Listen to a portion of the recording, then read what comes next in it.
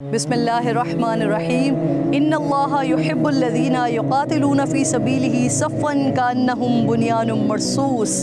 बेशक अल्लाह रब्बुल जलाल मोहब्बत फरमाता है उन लोगों से कि जो उसकी राह में ऐसे लड़ते हैं सफ़ बांध कर के गोया जैसे सीसा पिलाई हुई दीवार। अस्सलाम वालेकुम, मैं हूँ किरण नाज। आप देख प्रोग्राम दो टोक।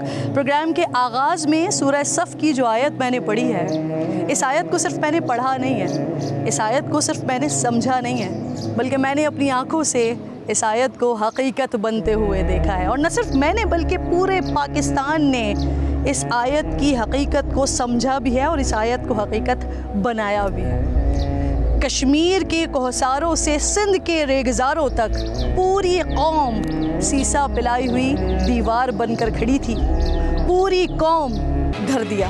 ये भारत का आगाज़ था, लेकिन पाकिस्तान का क्या किरदार था कि 26 अप्रैल को वज़ीर आज़म पाकिस्तान ने इसकी न्यूट्रल तहकीकात करवाने की बात की, इंटरनेशनली इसकी तहकीकात करवाने की बात की। 6 मई की रात जब भारत ने हमला करने की कोशिश की, उसके बाद जो कुछ हुआ, जो कॉम्बैट हुई, उसको इंटरनेशनली जिस तरह से रिपोर्ट किया गया कि तकरीबन 125 से 140 जहाज़ थे आसमानों में। तारीख़ की तवील तरीन यानी 1 घंटे से ज़्यादा की वो फ़ाइट लड़ी गई।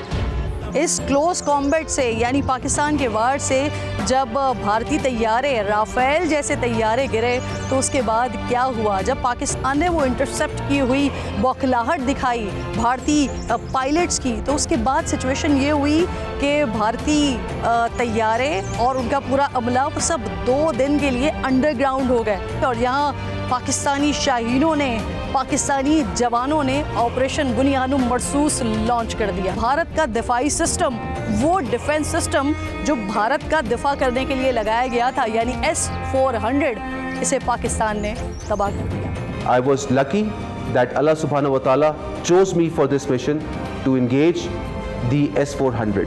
अल्हम्दुलिल्लाह सुम्मा अल्हम्दुलिल्लाह, पाकिस्तान ने अपना दिफा किया, ऐसा मजबूत दिफा किया कि दुनिया भर में न सिर्फ बल्कि भारत में भी पाकिस्तान के दिफा की तारीफ़ होने लगी। नरेंद्र मोदी को सरेंडर मोदी कहा जाने लगा। क्या क्या हुआ ज़रा ये भी याद कीजिए। अल्हम्दुलिल्लाह सुम्मा अल्हम्दुलिल्लाह, पाकिस्तान ने जब अपना दिफा किया, अपनी सरहदों का दिफा किया, तो ऐसा मजबूत दिफा किया कि भारतीय चौकियों पर बैठे हुए चूज़े, माफ़ कीजिएगा, फ़ौजी ये दफ़ा हुए यहाँ से। और फिर उसके बाद डोनाल्ड ट्रंप को फ़ोन किया गया नरेंद्र मोदी की तरफ से, और उन्होंने कहा कि कृपया कीजिए, पाकिस्तान बहुत मार रहा है, रुक नहीं रहा है, इनको रुकवाइए, सीज़ फायर करवाइए। बहरहाल सीज़ फायर हुआ, पाकिस्तान ने अपना हक़ दिफा इस्तेमाल करने के बाद सीज़ फायर किया। और फिर उसके बाद नरेंद्र मोदी ने अपने गोदी मीडिया पर और अपने लोगों को ये चूरन बेचना शुरू कर दिया कि ऑपरेशन सिंदूर अभी भी जारी है। 1 साल गुजर गया है। नरेंद्र मोदी से सिर्फ यही एक सवाल है कि ये ऑपरेशन सिंदूर कहाँ जारी है?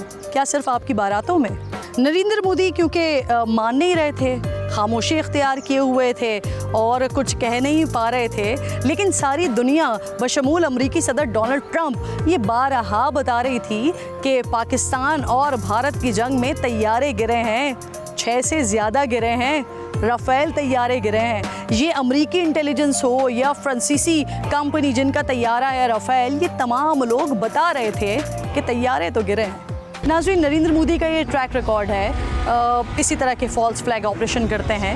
अब पहलगाम हमारे सामने है, इससे पहले पुलवामा हमारे सामने है। लोग सवाल करते हैं कि अगर ये फॉल्स फ्लैग ऑपरेशंस थे तो ये फॉल्स फ्लैग ऑपरेशन क्यों किए गए? तो इसका जवाब मुझे देने की ज़रूरत नहीं है, इंडिया की आवाम सब जानती है। और अब मैं मिलवाऊंगी आपसे पाकिस्तान के उन गाजियों से, पाकिस्तान के उस फ़ख्र से कि जब वॉर मॉन्गरिंग का आगाज़ हुआ था इंडिया की तरफ से, तो फिर यहाँ पर जो मौजूद थे हमारे जवान, पाकिस्तान के पासबान, उन्होंने अंधा कर दिया था इंडिया को।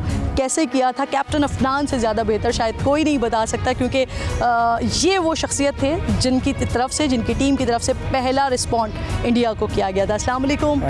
सबसे पहले ज़रा हम वही जान लेते हैं ना, क्या हुआ था उस रात, 6 तारीख की रात? 6 तारीख की रात को दुश्मन ने अपने तोपखाने हम पर खोले, हम पे हैवी फायर शुरू कर दिया, जिसमें उनका इरादा और उनका मकसद फ़ौजी अड्डों को निशाना बनाना नहीं था। उनका जो आबादी थी, सिविल आबादी, जो लोग रह रहे थे यहाँ पर, उनको निशाना बनाना उन्होंने शुरू किया। अब जब हमारे पास इस तरह की कैजुअल्टी की ख़बरें मौसूल हुई, हमें पता लगा कि सिविल आबादियों पे जाके इनके तोपखाने जो है वो अटैक कर रहे हैं और गोला बरसा रहे हैं। तो उसके बाद फिर हमारा जो रिस्पॉन्स था, हमने वो रिस्पॉन्स जनरेट किया है, जिसके बाद फिर दुश्मन जो है वो अपनी पोस्टें छोड़कर भागा है। दुश्मन को पोस्टें छोड़कर भागना पड़ी और दुश्मन इतना लाचार और इतना बेबस हो चुका था उस टाइम पर कि दुश्मन के पास अपनी इन पोस्टों के ऊपर, ये आपके सामने, आप अगर इसको दिखाना चाहें, मैंने दिखाया बिल्कुल, उस सामने ये पोस्टें नज़र आ रही हैं हमारे बैकग्राउंड में। ये तमाम वो पोस्टें हैं जिन्होंने सफ़ेद झंडे लहराए हैं। ये इनकी बुज़दिली का, ये इनकी जो है बेबसी का निशानी थी। कैप्टन, एक और बड़ा इंपॉर्टेंट सवाल, अब आप लोग तो यहाँ पर मौजूद होते हैं, दुश्मन की आंखों में आंखें डालकर खड़े हुए हैं। मैं खुद यहाँ पर मौजूद हूँ और मैं उस चीज़ को फ़ील कर रही हूँ जिस तरह से आप लोग यहाँ एक्टिव हैं। मैं हूँ तो मेरी भी हिफाजत आप लोग कर रहे हैं, लेकिन जब आपका हाई लेवल बहादुर हो और उसकी तरफ से जो कमांड आ रही हो, तो फिर जो यहाँ पर जवान मौजूद होता है, यानी मैं बात कर रही हूँ फील्ड मार्शल की, मैं बात कर रही हूँ जो आपके अफसरान हैं, आपके CEO हैं, आपके दीगर लोग हैं, उनकी तरफ से जो कमांड आप तक पहुँच रही थी, उसके बाद कि ऊपर की हायरार्की पूरी बहादुर बैठी हुई हो, तो फिर जवानों का जज्बा क्या होता है, उसका लेवल क्या होता है, वो प्लीज़ बताइए। हमारी कमांड में बिल्कुल यही था कि हम दुश्मन को नाको चने चुभवाएं। एक दफ़ा इन्हें हम वो वाला वक्त दिखाएं जिसको ये डरें, आगे भी डरें और करने से डरें।